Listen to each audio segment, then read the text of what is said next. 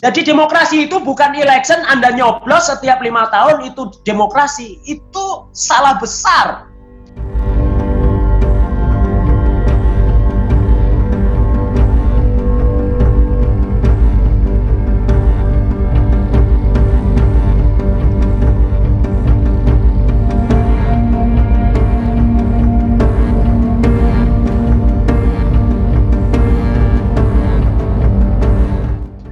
Demokrasi itu harus ada dalam keseharian kita. Demokrasi itu harus menjawab sovereignty kita, menjawab kedaulatan kita sebagai rakyat.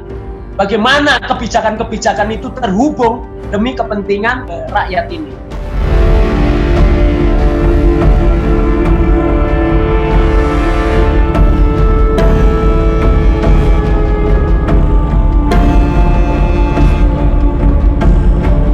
Nah, bagaimana sebetulnya konsep oligarki dan plutokrasi ini muncul?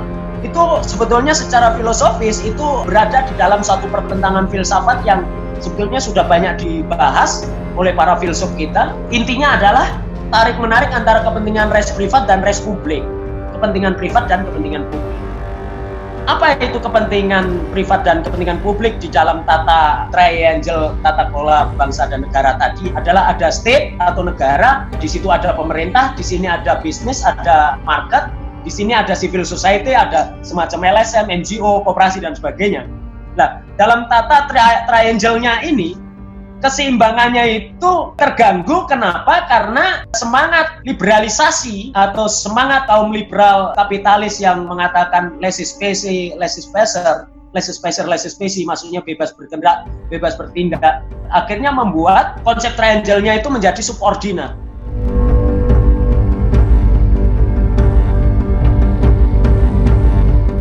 Subordinat begini maksudnya. Kelompok kaya ini adalah kepentingan privat atau kepentingan publik. Kepentingan privat, orang bisnis itu kepentingan privat. Nah, kepentingan privat itu perlu pertanggungjawaban publik nggak? Nggak perlu. Bunyinya kan begitu. Sekarang kita beralih ke negara. Negara itu privat atau publik? Publik. Publik itu perlu pertanggungjawaban publik apa enggak? Wajib katanya. Nah, terus kemudian ada civil society. Civil society kepentingan privat atau publik? Itu adalah kepentingan privat. Terus perlu pertanggungjawaban publik apa enggak? Ya harus ada. Nah, pada akhirnya karena si corporate ini dianggap sebagai res privat, doing business hanya satu tanggung jawabnya adalah mengejar keuntungan, profit.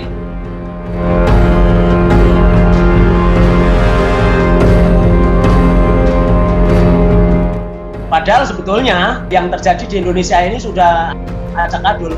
Prinsip kapitalisnya juga sebetulnya dilawan moralnya. Corporate tapi diwajibkan CSR, itu tata kelolanya udah ngawur-ngawuran juga itu. Sebagai kapitalis juga tidak murni juga. Nah, sebetulnya res privat tadi yang membiarkan pebisnis itu tanpa aturan untuk membuat pertanggungjawaban publik, ketika dia menggunakan fasilitas publik seperti tanah, udara dan sebagainya, ruang-ruang publik yang harusnya tetap dijaga oleh state ini akhirnya kalah. Kalah kenapa? Karena state-nya dikuasai oleh pemilik modal. Segelintir pemilik modal. Pada akhirnya peraturan-peraturan semua yang bekerja itu tidak sesuai dengan konsep demokrasi ekonomi, sesuai apa yang diperintahkan oleh konstitusi.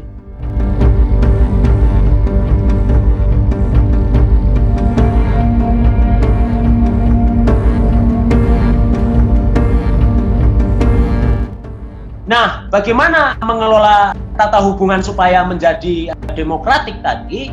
Kita harus melakukan langkah aksi. Langkah aksinya adalah yang bangun wacana bahwa demokrasi ekonomi adalah perintah konstitusi, kita berpraktek koperasi yang baik, kita kembangkan di mana-mana ke semua sektor, termasuk kita tuntut segera supaya BUMN itu dikoperasikan, jangan dikuasai oleh negara dengan konsep model ekonomi komunis, karena hanya negara komunis yang membiarkan kepemilikan ekonomi itu berada di tangan negara. Nah, dalam tata hubungan masyarakat sipil, negara dan market atau pasar seperti itu, yang jomplang pada akhirnya membuat satu situasi di mana keberpihakan kebijakan pada akhirnya hilang. Yang harusnya ke banyak orang menjadi ke segelintir orang. Muncullah mafia kartel yang tadi saya sebut sudah sekarang itu ekonomi di Indonesia itu kalau Anda menyebut merek dari satu produk itu yang terkenal mesti hanya duopoli. Lainnya itu hanya mainan-mainan aja. Rokok, apa segala macam itu pasti hanya dua kalau Anda cari-cari itu. Yang itu sebetulnya sudah duopoli itu sebetulnya sama saja, di atas mereka berselingkuh, di bawah mereka menindas. Jadi hukum pada akhirnya juga rusak. Kenapa hukum rusak? Karena hukum itu yang bikin mereka. Jadi akhirnya tajam ke bawah, tumpul ke atas. Makanya kalau ada orang di Indonesia kaya raya, dia gampang sekali bebas dari hukum kan? Bahkan tidak tersentuh oleh hukum itu sendiri. Siapa yang dekat dengan kekuasaan, dialah yang diuntungkan dengan peraturan. Siapa yang semakin jauh dari kekuasaan, dialah yang dikenai peraturan.